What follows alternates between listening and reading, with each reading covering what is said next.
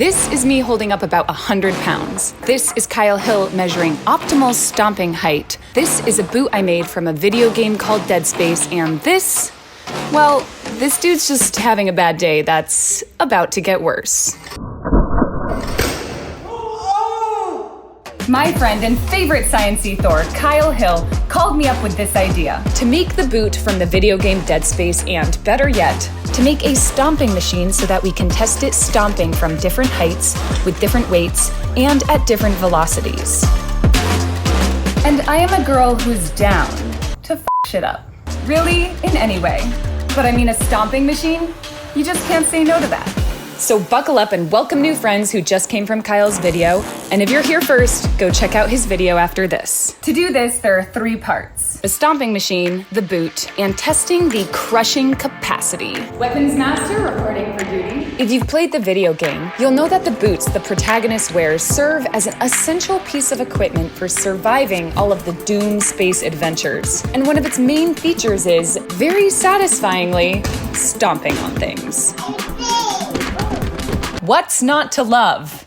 Can this be my job? Of course, a stomping machine like this is actually a pretty complicated build, because on one hand, we're smashing things on YouTube. Hi, YouTube moderators. But on the other, we're using extreme amounts of weight at high velocities and impacting strangely shaped objects.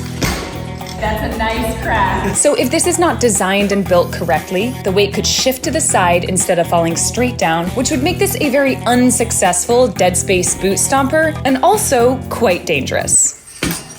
Yeah! You can see here while I'm testing it, the base of the structure gets absolutely smashed. Because of the intensity of the impact, I needed to make sure the base was perfectly square and level, so I got most of my metal laser cut so that it would neatly snap together. Once everything was carefully measured out, I slowly coaxed Millie to come hang out with me. She can be pretty coy.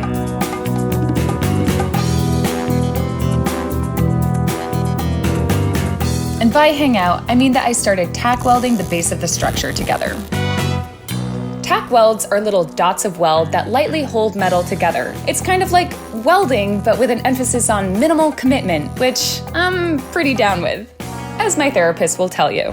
Commitment. I hate it. You can see that the structure is pretty tall. That's because Kyle and I want to test the boot stomping from different heights, like stomping if you are a normal person, or stomping if you're super flexible. Mostly, of course, we want to measure how much force is needed for a boot stomp to actually achieve the level of destruction it causes in the game. 18,000 pounds per square inch is getting into the range of the compressive and tensile strength of human bone.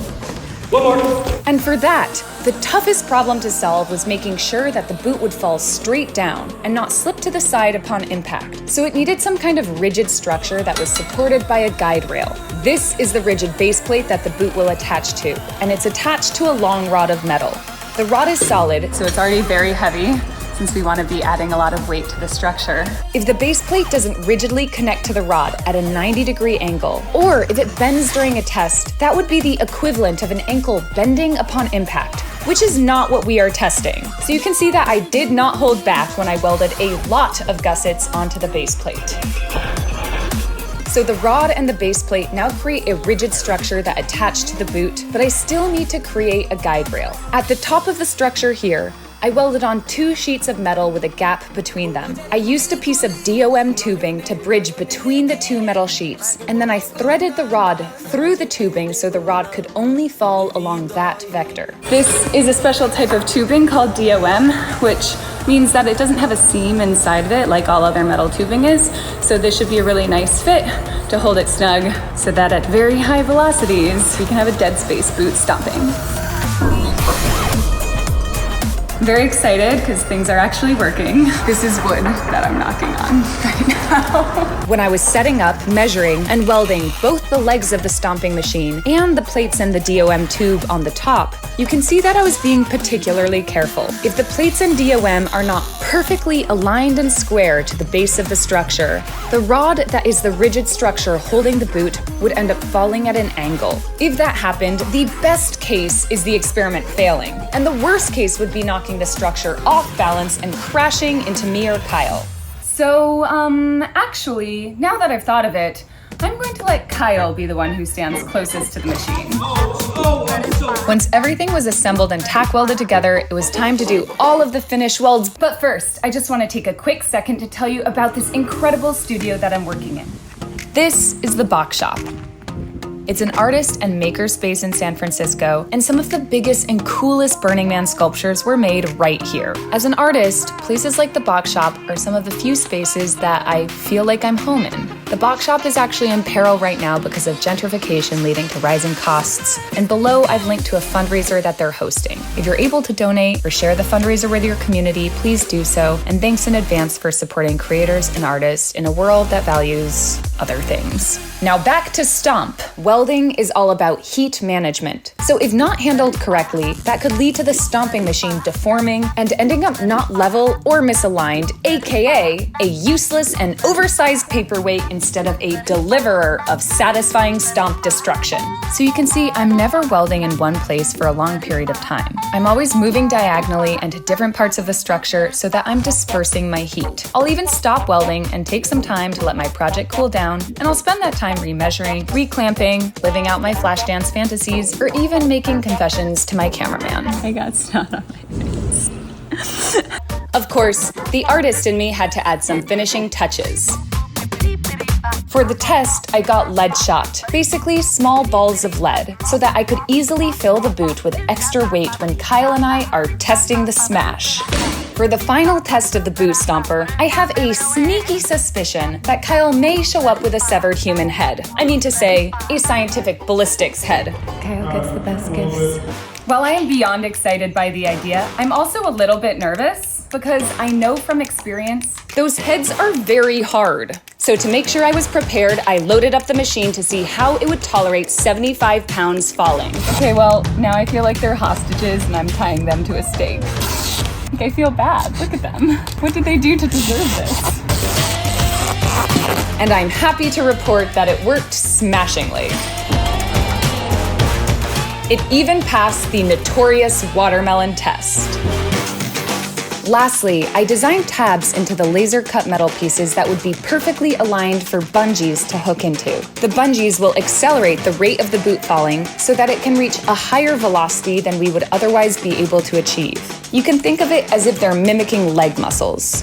We measure the science properly in Kyle's video, but I have to say, I really feel like the bungees did add an extra punch to the impact that elevated this boot stomper to proper dead space boot level. One thing that I found super hilarious was how directional the fruit could be when it exploded. Like this cantaloupe. It just wants to make new baby cantaloupes, okay?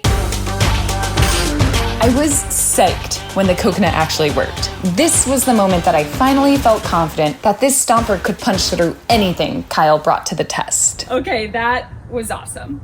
Okay, finally what we have all been waiting for, the headliner of this show, making the dead space boot. I'm not going to lie, I love how it came out. I used the lining of an old snowboarding boot for the base, and then I used foam clay to sculpt the basic shape of the boot.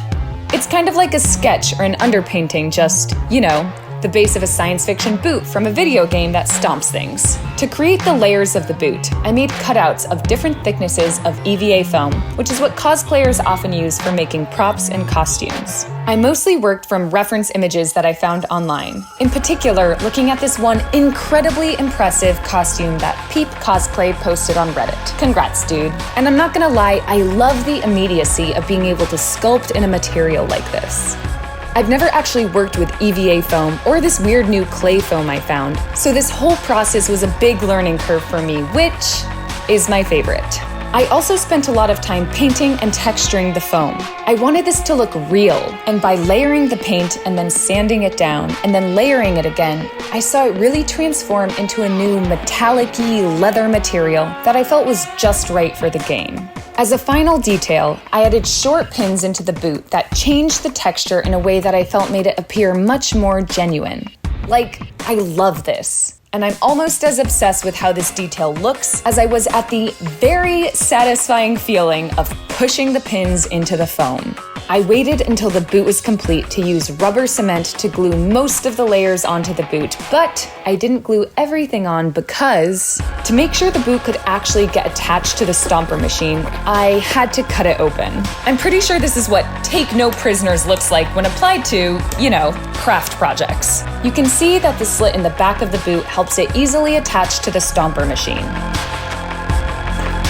Now how to make this structurally capable of holding lead inside of it. But this challenge led to one of my favorite designs. I created 6 different Velcro straps on the back of the boot that functioned to hold it together so that it looked like one complete piece. The Velcro straps were extra long, so the boot could expand so that it could accommodate more lead shot. I sanded down and spray painted the stomper machine to give it some space horror doom energy as well, because you just can't phone these things in. And of course, bonus points when it means studio dance party. I textured and painted the gussets on the stomper, and I'm actually super obsessed with how this detail came out. And when the project comes together and the boot is attached to the stomper machine, I couldn't be happier. This looks so awesome, and I think it's going to be pretty darn destructive. Thanks so much for watching. Please consider subscribing and check out Kyle Hill's video to find out what happens next.